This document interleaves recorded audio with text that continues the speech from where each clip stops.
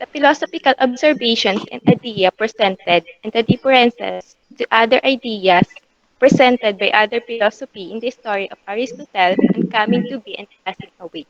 Aristotle was student of Plato and he was more empirically minded than Plato. Aristotle's physical ethics could never like the ethics and poetics and only a student of metaphysics can be edified by the spectacle of keen and high-soaring intelligence eating in the bird it wings in vain. Aristotle combines logic observation and make general and causal claims in suggestion or subtle in dialectic than the antinomies of Herbert Spencer in concept of modern physics. And for those physicists who are not interested in dialectic analysis, they still less to disengage the anticipation of modern metaphysics of science to measure the speculative value of thoughts embedded errors that tax for truly uh, philosophical historian of Greek philosophy.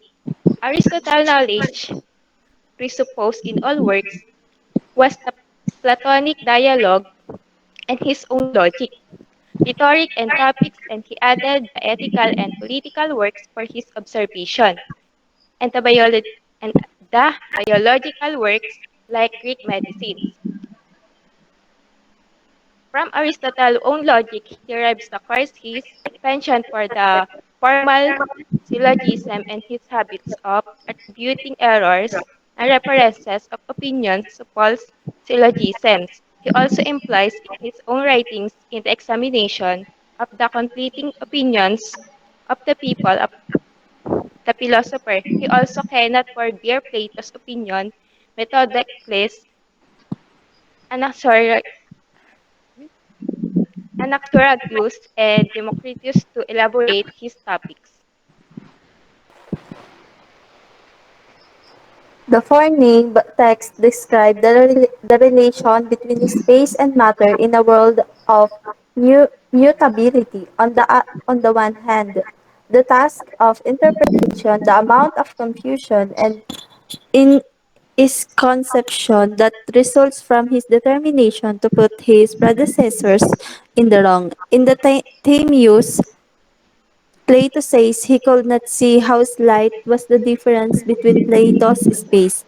Platonicus says that fire is a determinate entity, but of any fire presented to our senses in the flux of mutability, we cannot safely say it is this for that. The language in which Plato contrasts the world of generation with eternal changeless space. Here is nearly that which he employs to contrast the things of generation and the ideas of time. But the metaphysical and poetical word time conveys a very different impression. This is the different notion of Plato in contrast to Aristotle's coming to be and passing away.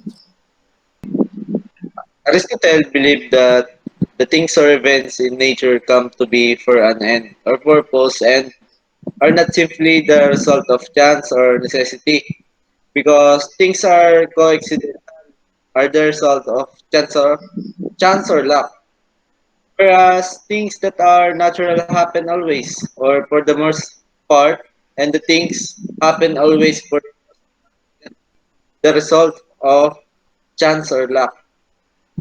Aristotle recognizes the possibility of knowledge that is not empirical. In his metaphysics, he claims that there must be a separate and being that is the source of all other beings. In his ethics, he, it is only by becoming excellent that one could achieve eudaimonia, a sort of happiness and blessedness that constitutes the best kind of human life. Aristotle discussed the material, formal, and final causes of coming to be and passing away, in particular criticizing the theory of Socrates in the Phaedo.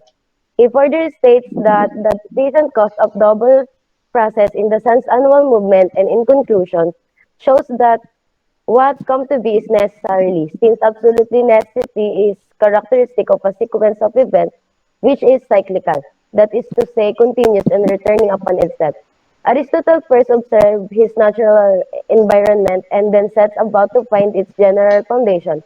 According to Aristotle, all natural beings undergo a continuous process of change, metabolic or movement kinesis, and he often employs both utterances indiscriminately since he has one concept in mind and this meaning subsumes the different processes regardless of how they experience.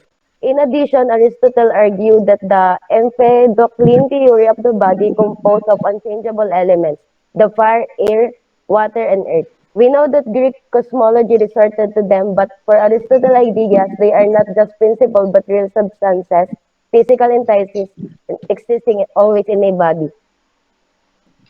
Those then who construct all things out of the single elements must maintain that coming to be and passing away are alteration, for they must affirm that the underlying something always remains identically the end one.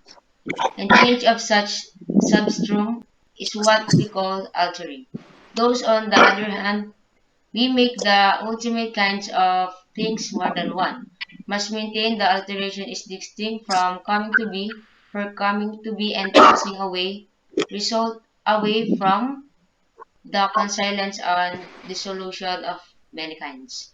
That's why Empedocles too uses language to this effect. When he says there is no coming to be of anything, but only mingling and divorce of what has been mingled. Thus it is clear that it describes coming to be and passing away in these terms in accordance with their fundamental assumption, and they do in factor describe them. Nevertheless, they too must recognize alteration as facts distinct from coming to be. True, it's impossible for them to do consistently with what they say.